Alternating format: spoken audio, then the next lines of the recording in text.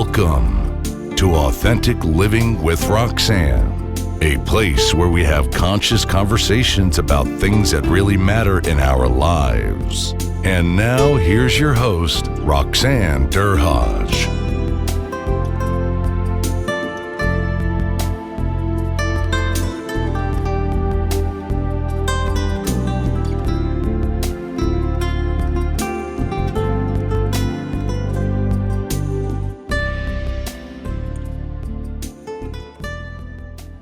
Hi everyone, it's Roxanne Derhaj. How are you today? So today we have a special guest, Phyllis Reid, who is going to come in and talk a little bit about creating change in today's environment with diversity, equity, and inclusion. And this obviously is a podcast that is coming in a timely way, as we've recently had the issues around that's occurring in Buffalo. So I'm going to welcome on Phyllis. Hi, Phyllis. How are you today? Okay, I'm good. I have a mask police that's coming around, and she's already given me some flack here. So Okay. let's do this. All right. So Phyllis, thanks so much for coming in today. So Phyllis has been on my pre-recorded podcast, but a couple of weeks ago we connected again, and she was so gracious in deciding to come on. So her expertise is how do we create change?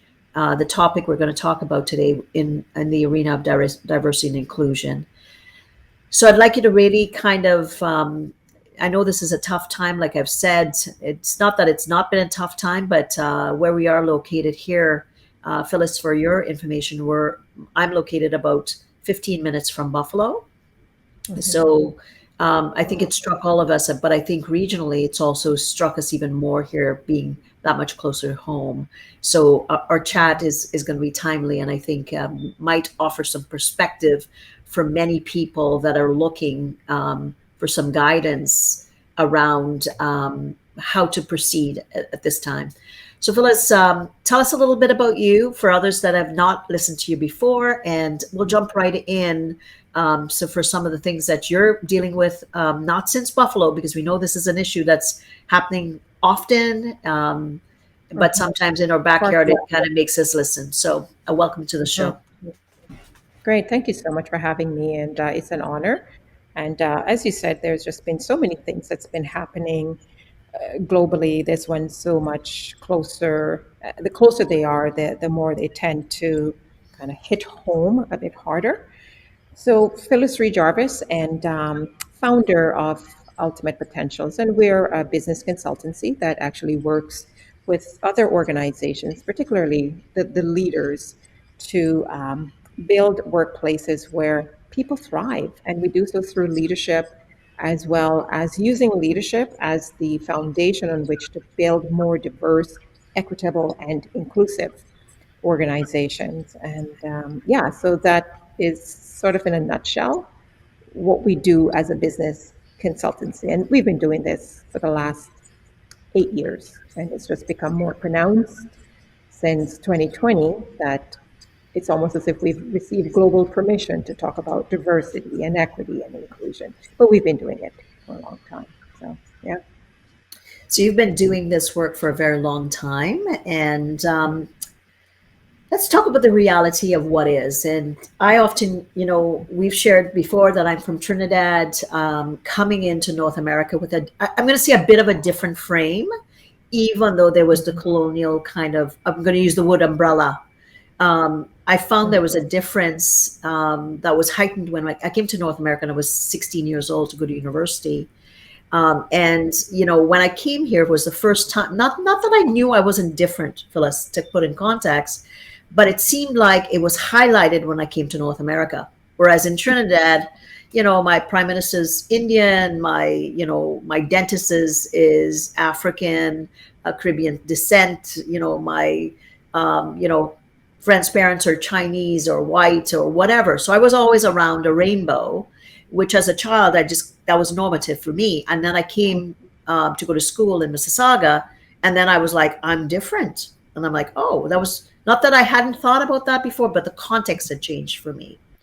So Mm-hmm.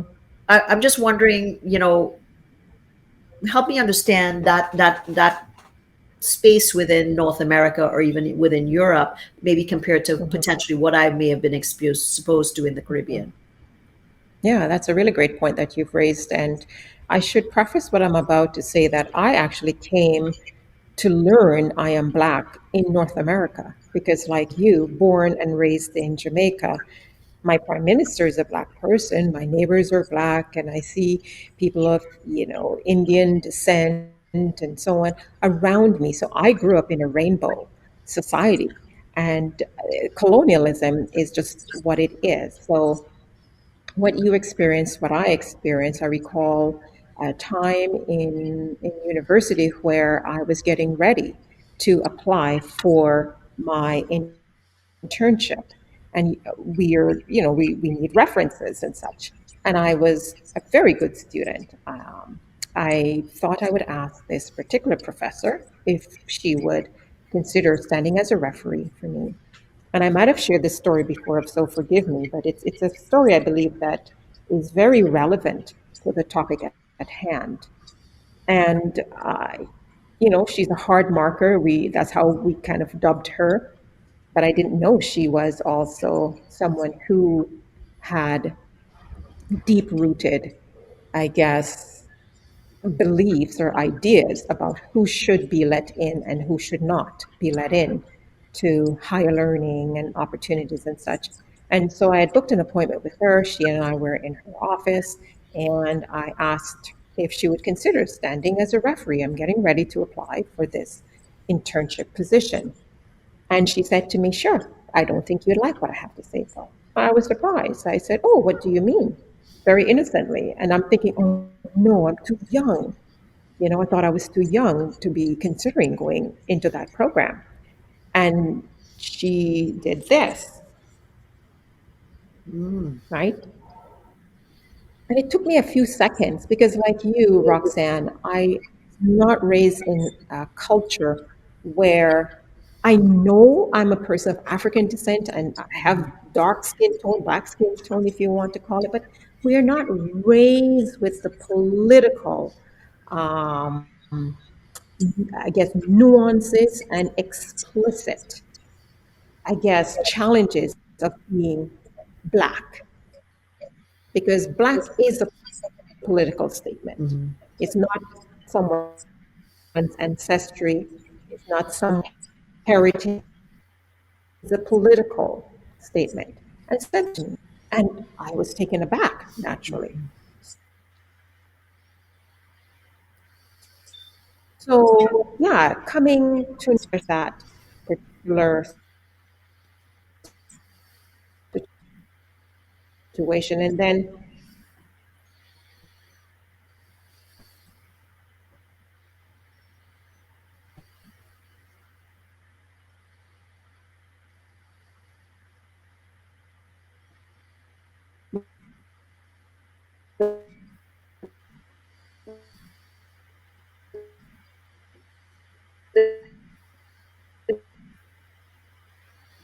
So it seems like we've lost Phyllis there for a little bit. And I here we go. Here she's back again. And this is what happens on live streams. We just lost you for a second there, Phyllis. yes, I saw that. But nonetheless, those were dominantly located, typically white folks in this world, white people. There are still a few, there's some of them who are reluctant to recognize that people who are African descent, Asian descent, indigenous peoples, persons with disabilities, persons who belong to LGBTQ, 2S plus societies, communities, groups, that we also belong. And it's not all who don't, but there's a good enough majority. And so that professor of mine was an example of someone who was blocking the advancement of a student like myself, but I'm sure that I wasn't the first one that happened. And so the shooting, Buffalo, is just another example of the far reaches of colonization and how it distorts people's thinking. And stories are told to all of us, those who are dominantly located, those who are marginalized and racialized. Stories are told. And the stories are told and maintained because they're what's needed to keep the system of colonialism going. I'm happy to say, though, that there's so many more people, white, Africans, indigenous peoples, working together to tell new stories, different stories, to build new bridges and maintain those bridges that are based on diversity, equity, inclusion, recognizing and seeing the value that each of us really has to bring to this world. Because the world is the way it is because we are all in it. So, And I think, I know there has been a lot of strides, but clearly, like when I read about a bit about the background of the young man from Buffalo, it was the political underpinnings in the U.S.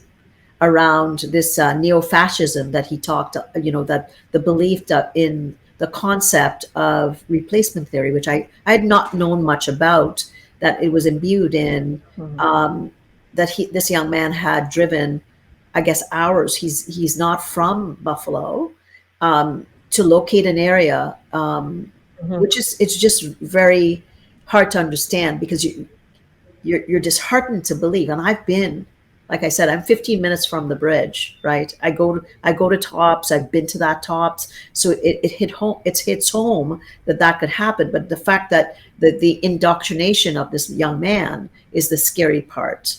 That when I read the concept of the replacement theory about getting rid of certain ethnic groups in order for the neo-Nazi or fascism concept to exist.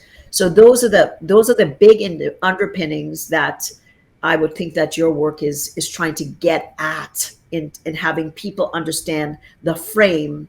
But what I can say is, and I think about since this has happened yet again, that a lot of people they're scared to talk about the reality of what's happening. So that's what I want to talk to you about because, my world, my friends and a lot of people that I love dearly are Canadians and white. But there's always that tenuousness when something like this happens because people feel afraid to have conversations with someone that is diverse for fear that they're going to say the wrong thing. So my question becomes, based in the state, not that this isn't happening all the time, how can people deal with, first of all, there's a lot of anger out there that this has actually happened in 2022 yet again. But how do I start to broach the subject without people feeling scared to say the wrong thing to someone that is diverse? great question. So, the work that we do in the area of diversity, equity, and inclusion, we actually create tools that are very specific for how to talk about messy stuff. So, we call these things messy stuff. They're messy and uncomfortable stuff. We these tools, we show folks how to use the tools. So, for example, we have a series of cards, and they're actually built on one of our tools is ADCA. That's the acronym AADCA. The first A is assumption. So there it's ADCA questions, checking our assumptions. So when we are working with groups, and just last week I was in Montreal, we did several days worth of training on how to use these tools to talk about these very messy things. The organization that we are working with actually, they invited us, sorry, but I'm in a space that's not mine. They invited us to help them become more anti oppressive and anti racist. And so these are just some of the strategies that were one of the many strategies. So, to your question, how do we broach these topics? How do we talk about these messy stuff? First and foremost, we need collectively to recognize that there is a problem. If we don't see that there's a problem, whites, Asians, Africans, indigenous peoples, LGBTQ, 2S plus, every single one who is either dominantly located or marginalized and racialized, we must agree that there's a problem. When we recognize that there's a problem, we need to now say, well, how do we address this? So the tool of ADCA helps people to check their assumptions. I would say, so what are some assumptions you have about marginalized, racialized people? So typically there are about five different groups of people who are on the other side, and then you have the other sides that's typically dominantly located. So white skinned people are on one side, and then everyone else is on the other side. So check your assumptions. So as a white person, what assumptions do you hold about any of these groups? Where did that assumption come from? How did you come to see folks in those other groups and so on that way? So when we can actually learn to be honest with ourselves first, then it takes us to the next step, which is creating awareness. Oh my goodness, I don't even know anyone who is member, who's say sexually diverse, or I don't know any indigenous person who I can say I've worked with them closely and I've gotten to kind of know them. Or they might say, sure, I know folks, but it's a very superficial knowing. Because there's an indigenous person who works beside me at work, or there is someone who has openly say I'm a trans person, or right, but that's not knowing people. And so we create awareness by checking the baseline assumptions that we have and looking at ways in which we now might be perpetuating the very system that we are so uncomfortable about. From awareness, we need to move into discovering solutions. And we've seen some ways in which solutions are put forward. One of which is looking at your organization. We do an organizational analysis. We look at the language, even when you're looking at hiring practices, we look at how is your job description written? Is it written through an anti-oppression, anti-racism lens? Is it written using some of the tenets and principles of intersectionality? So you look at someone like me, people see a Black woman, but that's the color of my skin. And they don't know my history, they don't know my heritage, they don't know the richness of the community that I have behind me, nor do they know how I contribute to my community in ways that actually save people's lives, keep families together, and so on. But they just see the color of my skin.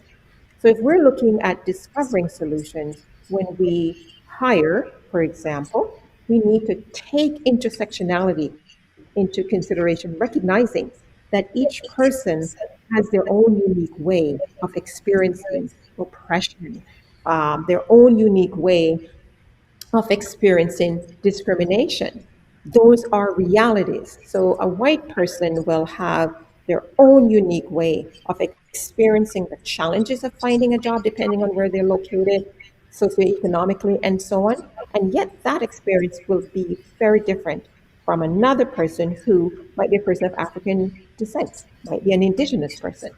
So we use the tool ADCA to start working within ourselves first.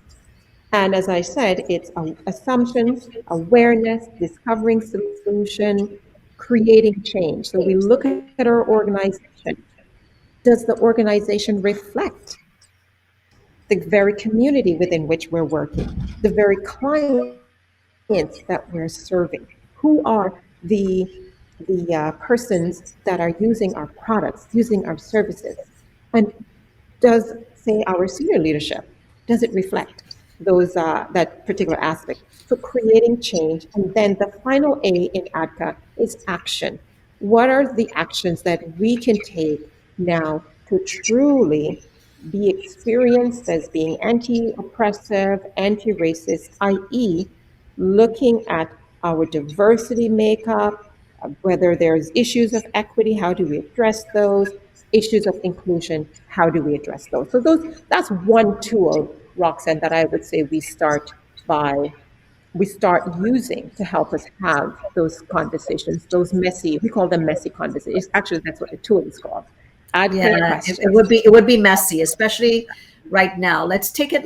I mean, corporate, I know when people come in, they recognize, I'm going to say companies are recognizing even more kind of the, you know, the disparity in the different levels of their organization, you know, with parity with even females in leadership, and then, you know, BIPOC female leaders even more so. There's so much need. Let's go back to say the average person, and they're listening, and they're going. First of all, I'm going to say one conversation. Maybe you can chat about this before we get into this. Is explain to people the difference between discrimination and racism, because I feel, and I could be wrong, but that a lot of people don't understand the difference. The average person having this conversation may not understand the delineation or the difference between discrimination and Mhm. racism. So can you share that, because I want people to understand it when they listen to some of the things that we're talking about.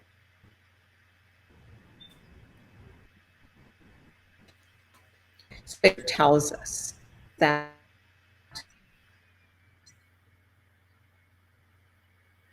is a socially constructed idea.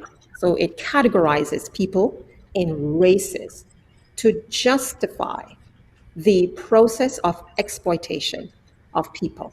So racism itself is a tool that is used to justify taking people's land, taking their resources, preventing other people from experiencing lives that are, honorable and full of integrity. And so the whole concept of race and racism is made up. It is nothing based on biology or any of the more modern science that speaks to how we are as individuals. But race and racism were created as social constructs to justify the exploitation of people. Discrimination is an act.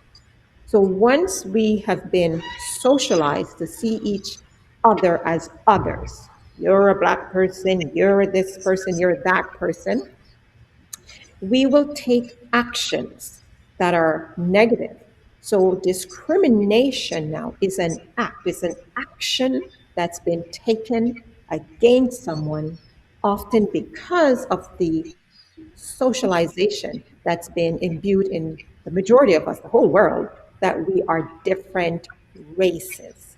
So that's the big discrimination is an action. I won't invite, say, Juan to our barbecue. Why? Well, I'm just not comfortable around people that are different from me. So it's an action. You're discriminating against them.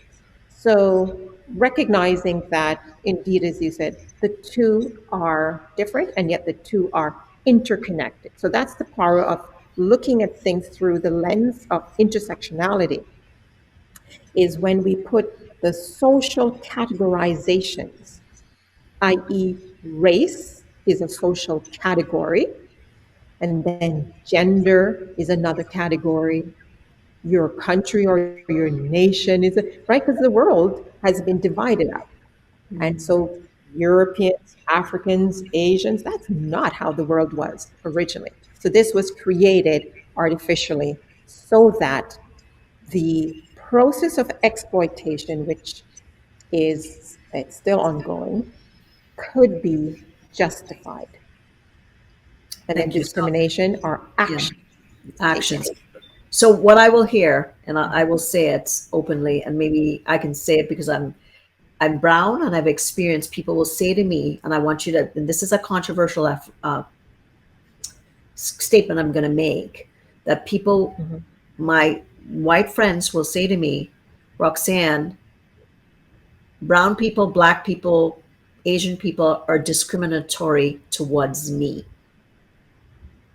Oh yeah, like reverse racism. Right. So there's reverse racism. Let's talk a little. I know this is a hot, like they'd say, hot like pepper in Trinidad topic, but it's something that I think we need to address because my friends will often say to me, you know what, Roxanne, you grew up privileged. You're a foreign student. You came with privilege, right? You cut through so many things, right? And the places you sit in, I said, absolutely. I had economic privilege, right? And came to North America. I get that. But what I want to talk about is that concept of reverse racism, because I think that's something that gets, again, the messy conversations that people are Yeah. having in their backyards, are they at their fires or in the Yeah. across their living room tables. No, Buffalo is just another blip because it Hmm. happened. It keeps happening. Like I saw something today um, on Instagram where I guess Lenny Kravitz. It was just a visual where he was placing um, pieces of paper with every time somebody had been killed because of race. And I don't in the timeline. I just looked at the visual and I reshared it because it was so powerful. So it's not just about Buffalo; it's the fact that it keeps happening. But let's talk a little bit about, because I Yeah. think this is something that the average Canadian or American is discussing across their kitchen table, at their Oh yes. fires, at their cottages, Yeah. even more so because Buffalo just Hmm. happened. So let's talk about that. Absolutely. And these discussions have been going on forever. So the whole concept, first and foremost, of reverse racism is a null and void concept. And racism, reverse racism, is it's a mute point because remember how race and racism came about. It was race is created and created by those who were dominantly located. Therefore, reverse racism cannot happen because those who were categorized in particular races are not people who are dominantly located.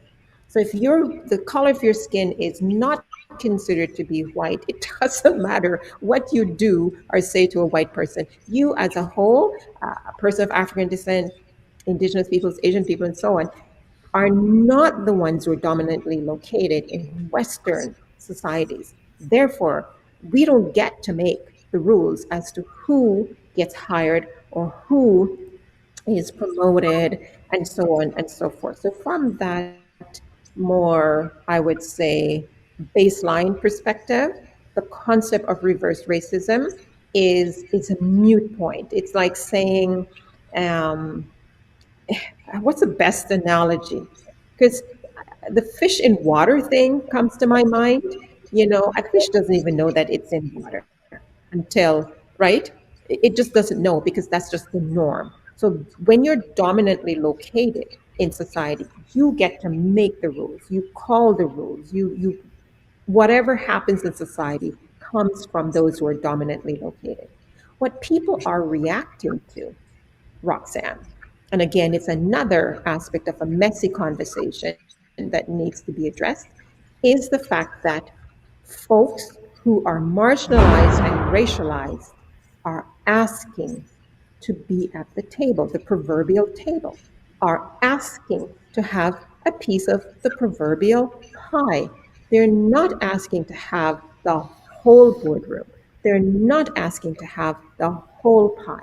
What they're asking is that we are citizens who live, work, and play in these societies. We contribute to the building of these societies. Our ancestors built these societies. Therefore, we too need and ought to and must have some of the same privileges as those who are dominantly located. And this is what makes it messy. So I have white folks, most of our training is with organizations where they're predominantly white, and we'll inevitably hear from several of the participants, well, why do I have to give up what I have? What about my children? And no one's asking you to give up anything. What we're asking is to level the playing field, right? So recently, just yesterday, I did a second interview with one of our prominent universities here in this country to do this work with them. And they've made me really our company, me, because I represent, jump through all these hoops. And I know if the color of my skin was white, it would have ended at the very first interview. And and so when I look at situations like that, and I shared it with a white client slash colleague of mine who said, "Oh, I could throw up because you know what? That is wrong what they're doing. I know that if the color of your skin was white, you would not have to be jumping through those many hoops to prove that you qualify to do that work with them."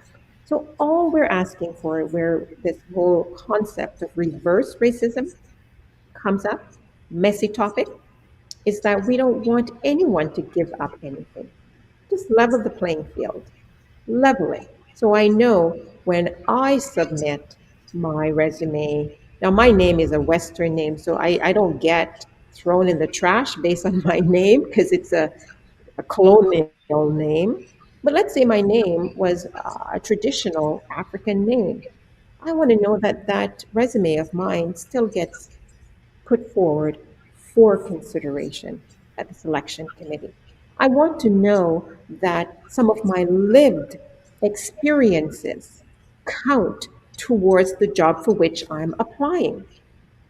I want to know that there are measures in place to support my growth and my success in the organization because my ancestors did not create that organization, did not create the culture. It's not my culture. But yet, due to circumstances that occurred hundreds of years ago, here I am. And here I am now wanting to work, more than willing to work. How do you make it easier for me to navigate my way through the system that was not created by my ancestors, but yet imposed upon me, my children, my children's children, and so on and so forth? If the playing field is indeed leveled, then we'll all have an equal, truly equal opportunity to apply for positions, to receive the positions. But the positions cannot go to just the best candidate. That term alone is a messy topic because the best candidate often results in someone who is white, someone who I can go have a beer with, someone that I can hang out with at the cottage, someone I can go play golf with. And we know this. I'm not making these things up. The data is very clear. It speaks to how even Asian peoples, they've changed their names to make their names Western sounding. They've put hobbies on their resumes that say they play golf, they curl. They don't even know what curling is. I've been told by some of the folks, but they put it on that they do curl. They're curlers, all for the purpose of securing a job. So reverse discrimination is a mute point. It's a point that's being used to fire up people, to create discord, to create animosity towards marginalized, racialized people who all we're asking for is an opportunity to have a seat at the table, to know that our chair is and the table is adjusted in such a way that we can see at the same level, same height as others, that our voices are heard and taken into consideration as well.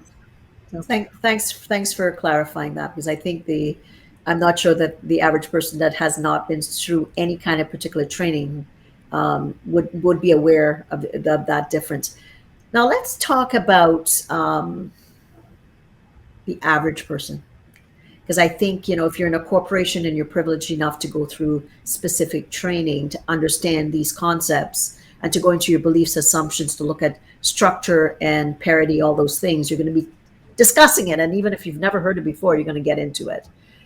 But let's talk about the average person that is experiencing this and they want to understand. And I want to understand I'm upset and angry and sad and mad and all, the fact that I can have these conversations with my friends and family are very, very important.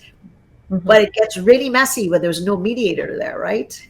There we go. Yeah. So, how do we have these average conversations on our decks, at our fires, at our cottages? Like, how do we do Yeah. that without it blowing up into something? Because everybody's so hurt and fragile when it comes to this issue every time something blows up. So, give us some guidance. And you're absolutely right. I just want to acknowledge that the emotions are very high and the hurt and confused and so on. And I really think that that's what's at the core of it. We're animals. We're creatures who are designed forever to protect ourselves. So again, in our training, there's another tool that we introduce folks to, and it's a fun tool actually, but a powerful tool. It's the tool of improvisation, where we, again, the average person, you might not get the formal training, but if you're listening to this podcast, I invite you to really consider using these tools. So the ad for questions are powerful, checking assumption, creating awareness, and so on. But the particular tool, and as I said, I'm in a public space, I'm at a university, so students are going back and forth. The tool of improv helps us manage the unexpected blow ups that might happen. So these are unexpected, messy stuff that gets thrown at us. And so, one simple statement that we invite people to use is when you hear someone say something that is potentially inflammatory, your heart rate is going up, you can feel that emotions are now getting high, is to acknowledge it by saying, yes, and. Yes means I heard you and gives you the opportunity to put your point or your perspective, your views, your thoughts, and so on to the other. So we show people that by saying whatever the messy topic is, the messy stuff that gets thrown at you, and literally, this is the title of our workshop, how to talk about messy stuff. When the Yes, messy stuff gets thrown at you, you're going to, you're hearing all that noise? that's okay. It's live, Phyllis. I've It's gotten live. accustomed to. So when the messy stuff gets thrown at you, we remind them that it's an offer. It's an offer, Roxanne. If you disagree with what I might have just said, and then you come back with a counter argument, train your minds to see it as an offer. It's an offer to keep the conversation going by recognizing that here's a view that the person is giving me. So, yes, I hear what you're saying, Roxanne, that reverse discrimination is real, or race replacement theory, whatever the topic is. And I'd like to ask, now you're going to give them back an offer. Would you be open for us to maybe look at it a little differently? So let's look at it from this angle. Mhm, mhm. How can we have reverse racism when we, those, oh boy, gone, gone, gone. Let's see. I'm still here. Are you still here? Because Yes, I'm still hearing you you. are I'm still gone, hearing gone, you and gone. still seeing you. Yes. This is so live. I don't think you've ever had any of this live. I've done it for 2 months now, so it's the variation of life. We just kind of get accustomed to it, Phyllis. Yes. Yeah, and so we put back an offer to the person. So see the messy topics as offers for us to keep the conversation going. Respond to what people are saying with yes. And we typically will say, I hear you. I can see how you can understand it that way. And this is how I see it. You state it. What do you think about that? So you give them back an offer.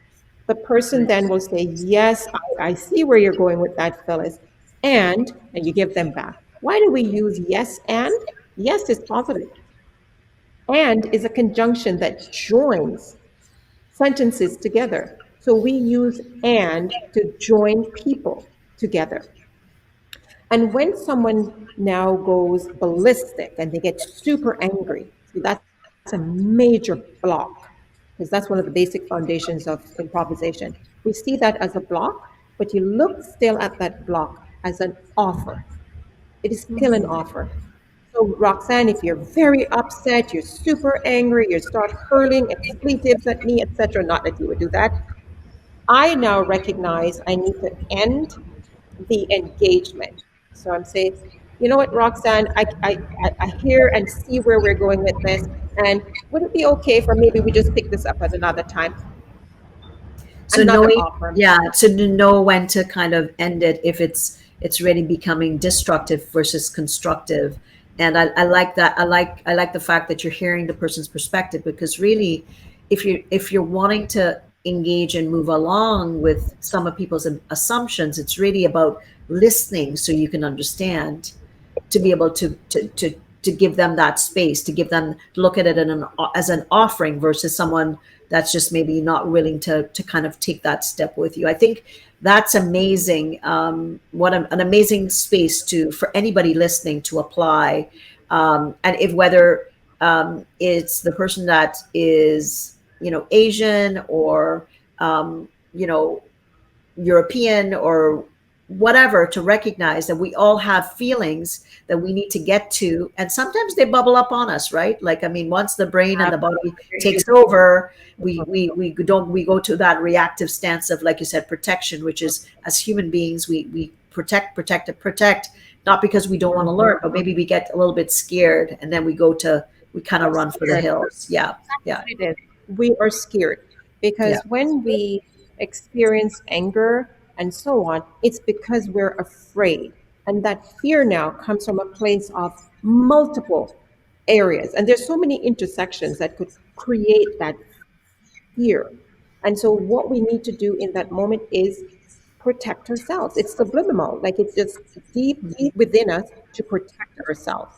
So hopefully the leaders, the listeners can see some value in using these tools. The first is knowing how to ask those five different kinds of questions. And if you don't remember all five, just remember the first two. Check your assumptions and create awareness in yourself and then in others. Never ever go and do it in others first. Do it in yourself first.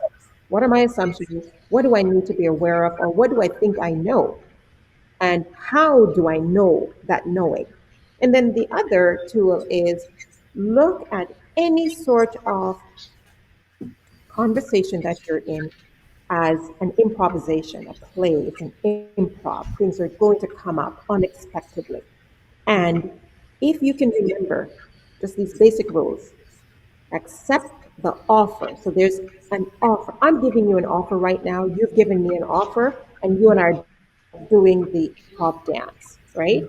So everything that comes to us is an offer. Accept it with a yes and. Try to say yes, pause, and rather than yes and. Notice the difference? Yeah. Yes, pause. I heard you.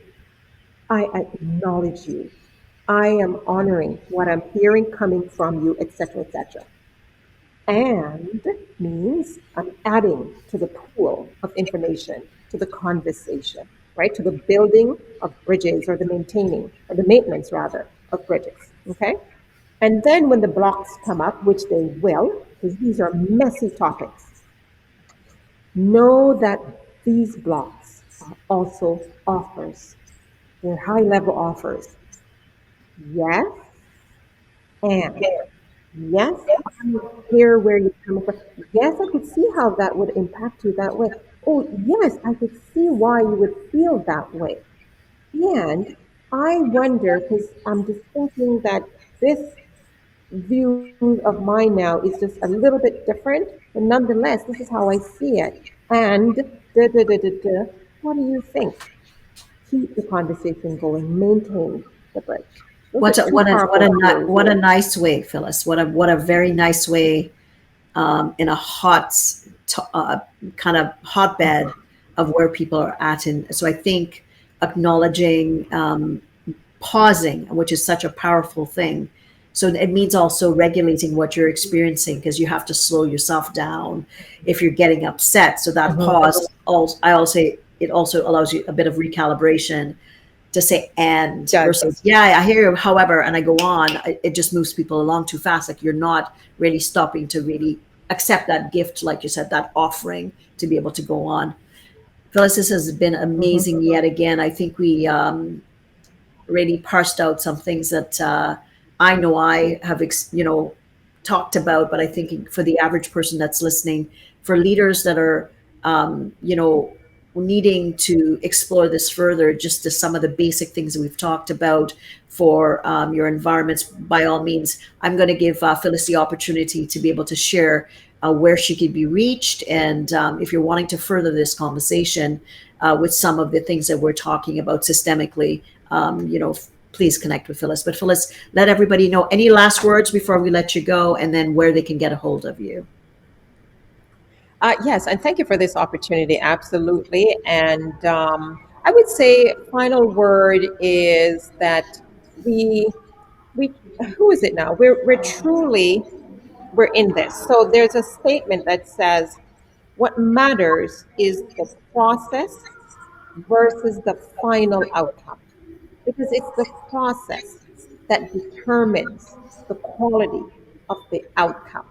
So again, use these tools, take your time, be patient with yourselves in practicing and using them. And as you said there, Roxanne, just pause. Sometimes if you don't know what to say, just pause. But please do not use silence as a way to avoid talking about these messy topics. It is not an effective way. And yet, silence by pausing, as we said, regulates, it helps you to become a bit more mindful and aware of the emotions at hand. So people can reach me by either going to our website, ultimatepotentials.com, or they can absolutely link with me on LinkedIn, Phyllis Reid-Jarvis. I am on LinkedIn. And of course, they can reach me through email, living@ultimatepotentials.com. Thank you again. So for everybody listening, what am I taking away? Well, and I talk about relationships, and I want you to reflect on the key to awareness is getting connected to yourself. And the more self-aware that you are about your space, it impacts your space, it impacts others around you, and it really spans out to our society at large. So I really, call to you to think, how am I being connected to myself? And what are my blocks potentially in this arena? And what is it that I can do to teach myself something a bit different, and maybe go out and engage with that one small action, nothing huge, but just try something small, maybe asking a question in a different way, potentially using the pause, or being aware that I don't know a lot about this particular subset of people. What is it that I should learn about them? So I encourage you to take that small step this week. And for anyone wanting to know how they can learn a little bit more about their ability to be authentic in relationships, you can go to roxannedurhodge.com. There's a small quiz, and we tell you where you kind of bench in relationships, either at work or at home. And then we'll send you off that quiz results so you can know with some next steps. So again, Phyllis, so honored to have had you here today. Thank you so much for your time. Go out there and keep doing this amazing work. We all need these vital learnings so we can proceed and be part of the process of change. Thanks again. All right, everyone, check in next week. It's my pleasure. And we'll see you next week as we get into another juicy topic. Take care. Thanks for tuning in to Authentic Living with Roxanne, creating the space for positive, healthy change. Roxanne is a keynote speaker, psychotherapist, and coach. To work with Roxanne, visit roxannedurhodge.com/blueprint. We'll see you next time on Authentic Living with Roxanne.